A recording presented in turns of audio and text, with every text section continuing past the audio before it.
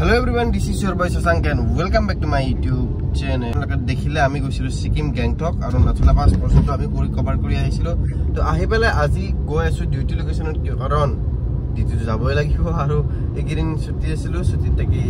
ট্ৰিপটো মাৰি হিলো আহি পেলে আজি জয়েনিং কৰিব গৈ আছো আৰু এইফালে মোৰ পিছফালে কিবা কি বস্তু আছে মানে কিবা কি বস্তু যেটো এটা বিজনেস ষ্টাৰ্ট কৰি আছো গম পাব আপোনালোকে গম পাব আগন্তুক কি বিজনেস ষ্টাৰ্ট কৰি আছো কেনেকুৱা কি ধৰণৰ আপোনালোকে নিশ্চয় গম পাব কেনেকুৱা তো হেতু কাৰণে গৈ আছো আৰু এইফালে আজি বতৰটো সব পুৰা আকাশ পুৰা ডাৱৰীয়া হৈ আছে আমাৰ মানে লাগটো ইমানে ভাল আছিল আমি আহি অসম এন্টাৰ কৰিছো আৰু বৰষুণ ষ্টাৰ্ট হৈ গৈছে তো যদি আমি এদিন লেট কে আহি গলো হতিয়ালে আমি বৰষুণ বেয়াকে বিজিলো হয় আৰু কেনেকুৱা হৈছে আমি এনেকুৱাকে ভগৱানে মিলাই দিছে যদি আমি তাৰ পৰা হিমান 3 ডিগ্ৰী 4 ডিগ্ৰী সেন্টিগ্ৰেডৰ পৰা আহি যদি এই আগৰ নিচিনা যোৱাৰ আগে যেটো গৰম আছিল সেই গৰম যদি আমি পালো হয় তেতিয়াহলে আমাৰ অবিয়াসলি বেমাৰ হৈ গল হয় কাৰণ গৰম পটকে ঠাণ্ডা জায়গাৰ পৰা আবিছে ইমান যদি গৰম পাই গলো হয় তেতিয়াহলে বেমাৰ হৈ গল হয় তো এইফালে ভগৱানে পুৰা বচাই দিছে বতৰ ঠাণ্ডা ঠাণ্ডা কৰি পেলাইছে চাৰিওফালে বৰষুণ আৰু চলো আমি চলতে আৰু ইয়াৰ পৰা ওলাইছো আৰু এইফালে ফিউলক এটা জপিয়াই আছে তো ফাৰ্স্ট ফিউল আপটো কৰিলো কৰি পেলাই ইয়াৰ পৰা ওলাই যাম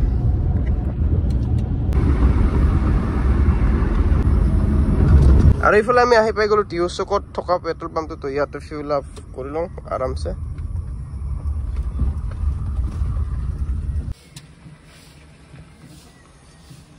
ফিউল আপটো হৈ গল ইয়াৰ পৰা ধুনীয়াকৈ ওলাই দিছে পালে অলপ বৰষুণ আকৌ পৰিব ধৰিছে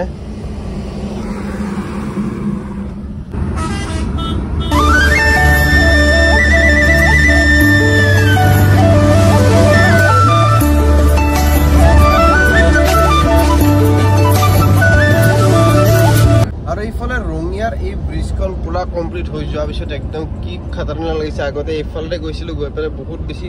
জামত পৰি থাকিব লগা হৈছিল আৰু এইফালে এতিয়া এইখন দিয়া পিছত আল্টিমেট আৰু এখন আছে আগৰ আৰু এখন আছে বাহিৰ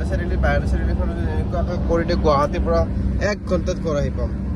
বাহিৰ চাৰিলি নাপাওঁতে এইফালে বৰষুণ ষ্টাৰ্ট হৈ গ'লে এইফালে অলপ বৰষুণ পৰিব ধৰিছে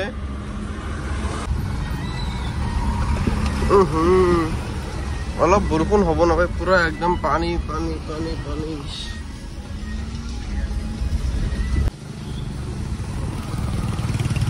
2 hours later পাই গলো মই ৰাঙাপাৰা আৰু ইয়াৰ পৰা বেছি দূৰ নাই ইয়াৰ পৰা বালিপাৰা আছে 11 কিলোমিটাৰ আৰু এইফালে ফাইনালি বালিপাৰা পাই লগ পাই গলো আমাৰ লুচি মামু এতিয়া ৰুমলৈকে গৈলো ফুটিতে ৰবই পাৰা নাই কি কৰিবা এবাৰ পিছফালে গৈ আছে এবাৰ আগফালে গৈ আছে 2 hours later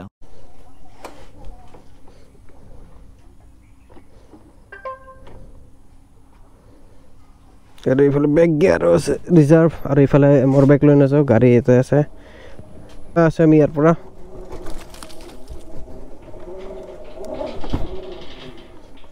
ওলাই আহিলো আৰু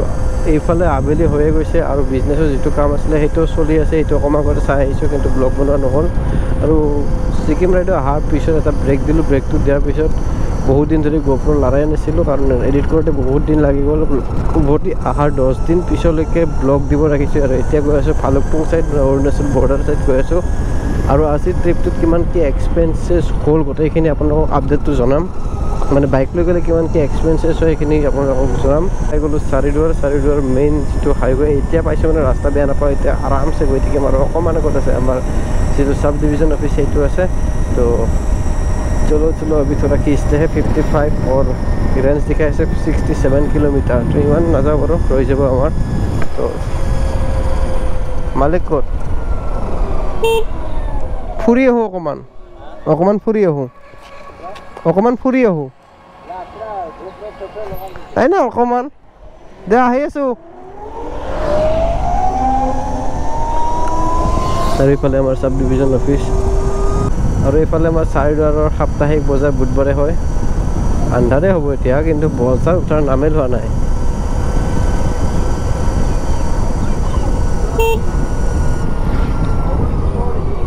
আৰু এইফালে আমি যেতিয়া গৈছিলোঁ আমাৰ ট্ৰিপটো আছিলে 4 দিনৰ ব্লগ বনাই আছোঁ অকণমান 4 দিনৰ মানে আমাৰ এদিন একেদিনাই গৈছোঁ আমি কত ব্ৰেক লোৱা নাই আমি গৈছোঁ একেদিনাই 150cc ৰে ইমান বেছি কষ্ট হোৱা নাই নতুন বাইক আছিলে সেইটো কাৰণে চাগে হ'ব পাৰে কিন্তু একো এটা সিঙ্গল প্ৰবলেমো আমি পোৱা নাছিলোঁ আৰু প্লাস কি হৈছিলে ফাৰ্স্ট দিনা আমি ইয়াৰ পৰা ওলাইছিলোঁ মানে আমাৰ ঘৰৰ পৰা ওলাইছিলোঁ আমি ৰাতিপুৱা 5টা বজাত আৰু আমি এপ্ৰক্স 3 ঘণ্টাত আমি আসাম বৰ্ডাৰ ক্ৰছ কৰি গৈছিলোঁ আৰু পাহাৰ উঠোতে অকণ কষ্ট হৈছিল যদিও ইমানো বিশেষ কষ্ট হোৱা নাই মেইন প্ৰবলেম হৈছিলে এফজেডখনৰ যেতিয়া আমি নাথুলা পাছ গৈছিলোঁ তেতিয়া প্ৰবলেম হৈছিলে তো মই হিমালয়ত চিফট লৈছিলোঁ সঞ্জীৱক ডাইৰেক্ট এফজেড দিছিলোঁ কাৰণ ছিংগল পাৰ্চন তো তেতিয়া হয়তো গৈছিলে সকলো অকণমান পাইছিলে কাৰণ ওপৰত অক্সিজেন প্ৰবলেম হয় প্লাছ 150cc যিমান যেনৰ 150cc ইঞ্জিন কিছু জায়গাত মেটাৰ কৰে এইটো নহয় যে বহুত দূৰ গুচি গৈছোঁ সেইটো একো মেটাৰ নকৰে ডাইৰেক্ট যদি হাইৱে হয় 150cc আপুনি আৰামছে যাওক জাষ্ট ব্ৰেক এটা দিয়ক ইঞ্জিনক বা গাড়ীখনক ব্ৰেক এটা দিয়ক আৰামছে গৈ থাকিব পাৰিব একো প্ৰশ্ন নাই কিন্তু পাহাৰত যেতিয়া আপ হ'ব যেতিয়া আপুনি নৰ্মেল ষ্টেজৰ পৰা আপুনি যেতিয়া সাগৰ পৃষ্ঠৰ পৰা 14,000 ফিট ওপৰত গুচি যাব তো অবভিয়াছলি কষ্ট পাব প্লাছ অক্সিজেন লেভেল যেটো কম মানুহৰ কষ্ট গাড়ীৰ কষ্ট আৰু অক্সিজেন দুটাই নাপাব সেইটোৱে ইছ্যু বাকি আমাৰ তেল যদি ক'ব যে মই এফজেডখনত চবৰে নিজা হ'ব এপ্ৰক্স আপুনি 500 কিলোমিটাৰ ধৰি লওক ইয়াৰ পৰা গেংটকলৈকে মানে গোটেই ট্ৰিপটো মাৰি আহোঁতে মোৰ হৈছিলে 1200 কিলোমিটাৰ তো গেংটকলৈকে এপ্ৰক্স আপুনি 500 কিলোমিটাৰ ধৰি লওক আপ ডাউন 1000 কিলোমিটাৰ হ'ব তো সেইটো হিচাপে আপোনালোকে নিজৰ মাইলেজ অনুযায়ী আপোনালোকে সেই মানে কষ্টিংবোৰ পেট্ৰলৰ কষ্টিংবোৰ নিজে হিচাপ কৰি ল'ব কাৰণ আমাৰ ইয়াতে পেট্ৰল প্ৰাইচ হৈছিলে মই ইয়াতে ফুল টেংকি কৰিছিলোঁ 96 পইণ্ট সামথিং আমাৰ অসমত গৈ ৱেষ্ট বেংগলত আপোনাৰ হৈছে 104 টকা 4 নে 6 কিবা আছিল অকণমান পাহৰিছোঁ বাৰু ব্লগ চালে গম পাম যদি গম পাওঁ চিকেনত দেখাই দিম আৰু ছিকিমত আছিলে 100 টকা 100 পইণ্ট সামথিং তো আমি ইয়াতে ফুল টেংকি কৰিছিলোঁ ফুল টেংকি মোৰ মোটামুটি 1200মান টকা হৈছিলে তাৰপিছত মই কৰিছিলোঁ ডাইৰেক্ট ছিকিম মানে হিল ষ্টেচনত যোৱাৰ আগে অকণমান ভৰাই লৈছিলোঁ অকণমান ডাউন হৈছিলে সেইকাৰণে ৱেষ্ট বেংগলত অকণমান ভৰাইছিলোঁ 310 টকা নেকি ভৰাইছিলোঁ তাৰপিছত আৰু নেক্সট দিনা কৰিছিলোঁ মোটামুটি মোৰ তেলত এপ্ৰক্স গৈছে আপোনাৰ 2500 পৰা 2700 মান গৈছে তেলতে বাকি আপোনালোকৰ চিচি অনুযায়ী বা মাইলেজ অনুযায়ী আপোনালোকে কেলকুলেট কৰি লওক তাতে গৈ এম জি মাৰ্টত যিখন হোটেলত আছিলোঁ এইখনত আমি 3 বেডৰুমত যিটো 3 বেডত আছিলে 3 বেডত আপোনাৰ পৰিছিলে 2500 কাৰণ এইটো ছিজন টাইম হয় ছিজন টাইম কাৰণে 2500 আপুনি যদি ছিজন টাইমত নাযায় তেতিয়া কমতো হ'ব পাৰে আৰু বাকী সেইখন যিখনৰ আছিলে সেইখনৰ প্ৰপাৰ মানে আপোনাৰ পাৰ্কিং স্লট আছিলে সেইটো কাৰণে আমি সেইটোৱে চিলেক্ট কৰিলোঁ বেড হয় তেতিয়াহ'লে আপোনাৰ 1700 মান টকা পৰি যায় ধুনীয়াকৈ তাৰপিছত আপুনি এম জি মাৰ্ট শ্বপিং কৰক শ্বপিঙত আপোনাৰ সেইটো নিজা খৰচ হ'ব ইমান বেছি এক্সপেঞ্চিভ নহয়ও বাট হয় আৰু একদম ৰিজনেবল প্ৰাইচ বুলিও ক'ব নোৱাৰি অকণমানতো হ'বই টুৰিষ্ট প্লেচ যিহেতু বাকী খানাটো আপোনাৰ নৰ্মেল আৰু আপোনালোকে ফাষ্ট ফুড খাব গ'লে যেনেকুৱা টাইপৰ 200 250 চিকেন ভাৰলে 250 একদম ৰিজনেবল মানে ঠিক ঠাক আৰু এনেকুৱা তাৰপিছত আমি নেক্সট ডে গৈছিলোঁ নাথুলা পাছৰ কথা ক'লে আপোনালোকক ইঞ্জিনটো অকণমান কষ্ট পায় হিমালয়ৰ যদি পিলিয়ন আহে তথাপিও অকণমান টানিব অলপমান বেছি লওঁতে হৈ থাকিলে দিগদাৰ হয় প্লাছ আপোনাৰ ওপৰত গ'লে অক্সিজেন লেভেল কম হয় প্লাছ আপুনি গোপ্ৰ খুলিব লাগিব ফাৰ্ষ্ট যিখন গেট আহিব গেটত আপোনাৰ যেতিয়া পাছ ছাবমিট কৰিব পাছ ছাবমিট কৰাৰ পিছত ছেকেণ্ড গেটখনত যেতিয়া আপুনি দুটা ৱে গুচি যায় লেফ্ট ছাইডে গুচি যায় নাথুলা পাছৰ ওপৰলৈকে আৰু ডাউনত অকণমান গুচি যায় আপোনাৰ হৰভজন সিংজীৰ মন্দিৰলৈকে তো আপুনি তাৰ পৰা কোনো ধৰণৰ গোপ্ৰ এলাউ নহয় যদি আপুনি নিজৰ ৰিক্সত ল'ব খোজে আগত গৈ চিজ হৈ যাব পাৰে তো সেইটো কাৰণে বেছি ব্লগ তাতে গোপ্ৰৰে ৰেকৰ্ডিং কৰা নহ'ল বা মোবাইলৰ ৰেকৰ্ডিং কৰা নহ'ল কাৰণ ৰিক্স ল'ব ইচ্ছা নাই কাৰণ ওচৰত চাইনা বৰ্ডাৰটো আছে তো যিখিনি ছিকিউৰিটি প্ৰট'কলৰ কাৰণে আমি নোৱাৰিলোঁ কৰিব আৰু যাকি একো নাই কথা নাই বাৰু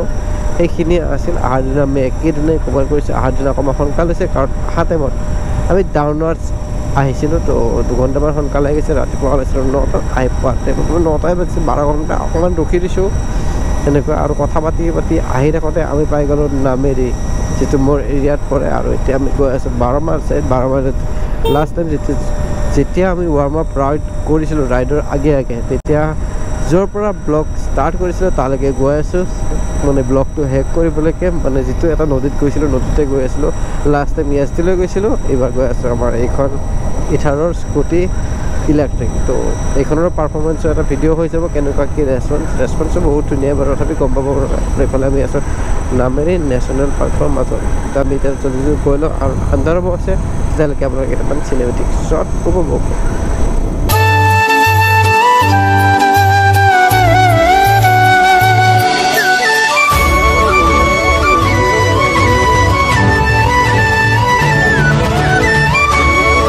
এটা ট্ৰেইন লাইনো গৈছে যিটো নেকি ভালুকপুৰ হৈছে লাষ্ট ষ্টেচন মানে আমাৰ অসমৰ পৰা অৰুণাচল বৰ্ডাৰ কানেক্ট কৰা চাগে মই যদি ভুল নহয় এইখনে ফাৰ্ষ্ট এইটোৱে ৰেল লাইন হ'ব বেলেগ চাইডে চাগে ৰেল লাইন নাই এইটোৱে ফাৰ্ষ্ট ৰেল লাইন হ'ব যিটো ভালুকপুৰ কানেক্ট কৰিছে আৰু এইফালে আমি আহি পাই গ'লোঁ সেই লোকেশ্যনটো যিটো লোকেশ্যন আমি লাষ্ট টাইম আহিছিলোঁ নদীটোৰ পাৰত কাৰণে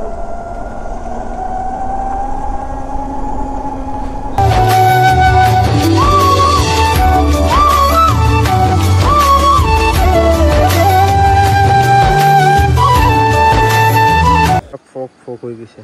এই ফগ নহয় পানীৰ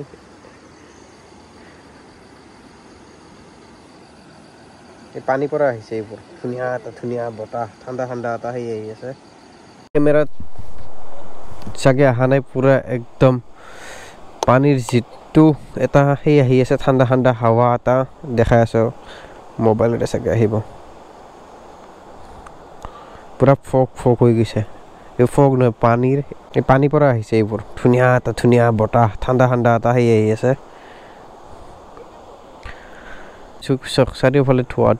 আৰু এতিয়া ইয়াৰ পৰা ওলাই আছোঁ কাৰণ ৰাতি হৈছে ৰাতি হ'লে যিহেতু ৰাস্তাটো একদম আপোনাৰ ছেফ নহয় গতিকে অলৰেডি লেট হৈছে বাট হ'লেও আমি ওলাই গৈ আছোঁ টাইম হৈ গৈছে 7:15 তাৰপৰা গুচি আহিলোঁ আৰু আহি পেলাই চাৰিটাৰ পালে তো আজিলৈ ব্লগটো ইমানেই আছিল তো যদি ভিডিঅ' ভাল লাগিছে লাইক কৰিব শ্বেয়াৰ কৰিব আৰু যদি